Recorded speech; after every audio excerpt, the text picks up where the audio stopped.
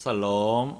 함께 떠나는 성경여행 41과 십자가 승리 하나님 나라 그 두 번째 시간을 시작하도록 하겠습니다.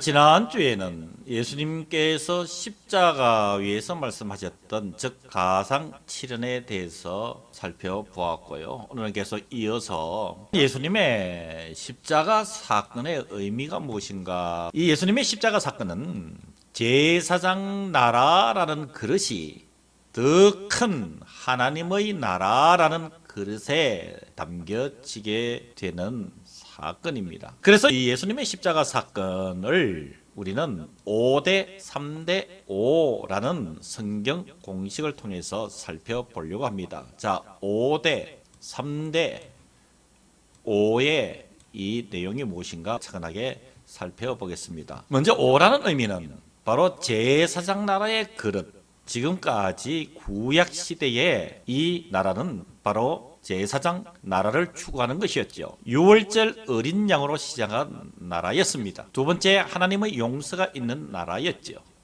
세 번째는 이웃 사이에 나눔과 거룩이 있는 나라였습니다. 그리고 민족 사이에 평화가 있는 나라요.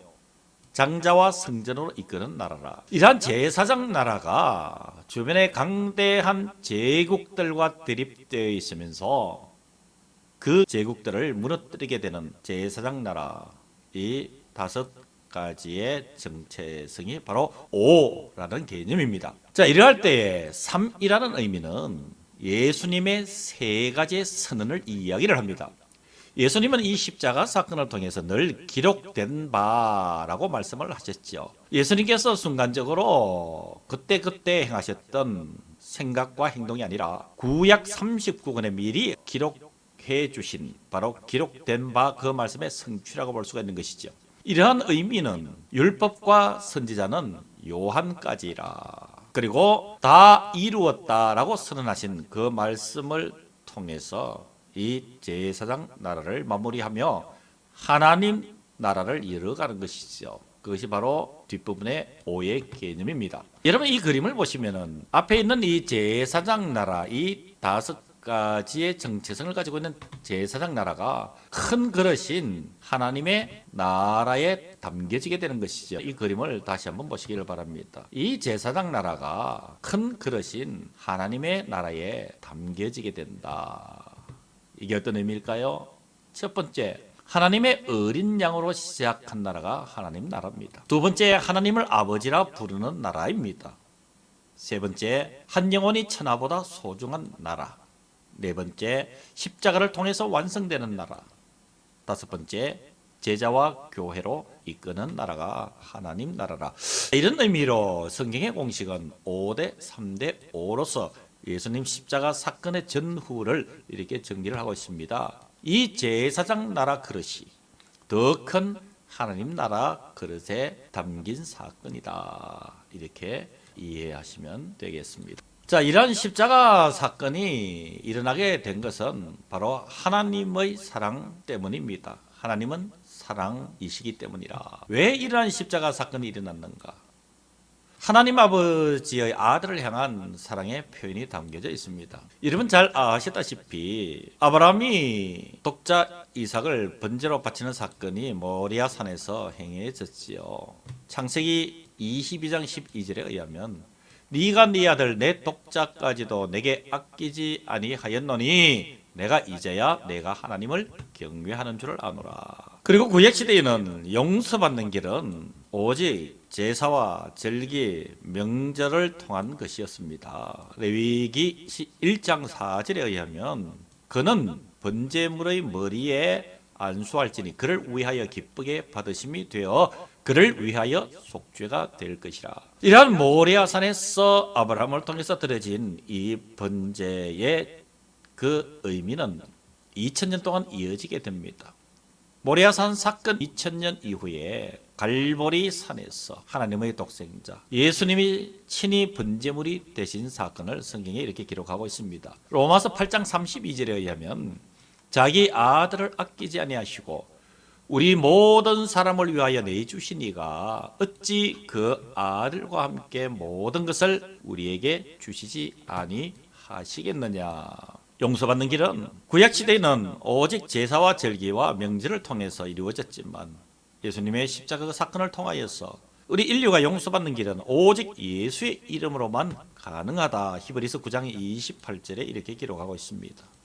그리스도도 많은 사람의 죄를 담당하시려고 단번에 들이신 바가 되었고 라고 말씀을 하고 있습니다. 자, 이어지는 내용은 예수님의 십자가 사건, 즉 예수님의 곁에는 여러 부류의 사람들이 머무르고 있었지요. 먼저 제자들입니다. 마가복음 14장 50절에 의하면 제자들이 다 예수를 버리고 도망하니라.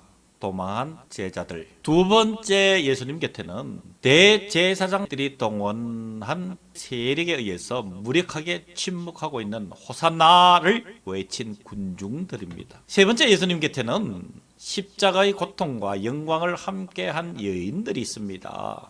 마태복음 27장 55절에서 56절에 의하면 예수를 섬기며 갈릴리에서부터 따라온 많은 여자가 거기에 있어 멀리서 바라보고 있으니 그 중에는 막달라 마리아와 또 야고보와 요셉의 어머니 마리아와 또 세베대의 아들들의 어머니도 있더라 라고 십자가 사건 앞에 계시는 예수님의 곁에는 이런 사람들이 있었다라는 것을 한번 살펴보았고요. 다음으로는 그 부활의 첫 증인들에 대해서 살펴볼 수가 있습니다. 예수님의 부활 때에는 두 장면이 겹쳐집니다.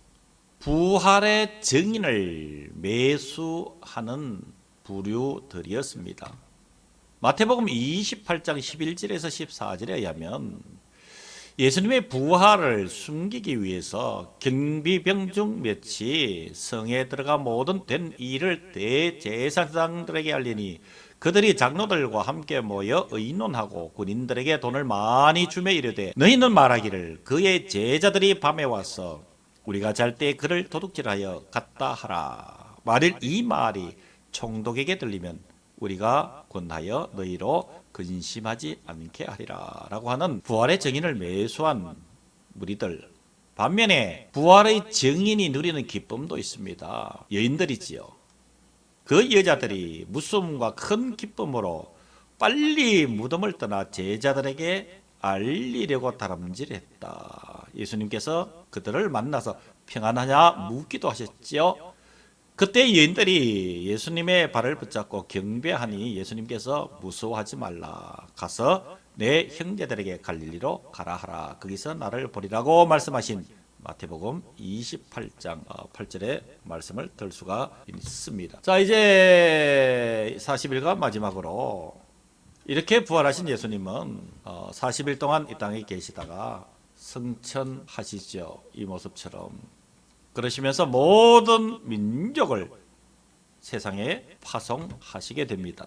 마태복음 28장 18절에서 20절에 의하면 하늘과 땅의 모든 권세를 내게 주셨으니 그러므로 너희는 가서 모든 민족을 제자로 삼아 아버지와 아들과 성령의 이름으로 세례를 베풀고 내가 너희에게 분부한 모든 것을 가르쳐 지키게 하라. 볼지어다 내가 세상 끝날까지 너희와 항상 함께 있으리라 하시니라. 이에 대해서 사도행전 1장 8절에는 오직 성령이 너희에게 임하시면 너희가 권능을 받고 예루살렘과 온 유대와 사마리아와 땅끝까지 이르러 내 증인이 되리라 라고 말씀하셨습니다. 이렇게 모든 민족을 부활하신 예수님이 파송의 명을 내리시고 승천하신 것으로 바로 이 40일간은 사복음서 즉 마태복음, 마가, 누가, 요한복음의 결론 부분을 정리를 해보았습니다. 여기까지 40일과 십자가의 승리, 하나님의 나라라는 제목으로 마무리를 하고 다음 주에 42과에서 또 만나기로 하겠습니다. 여러분 수고하셨습니다. 살롬.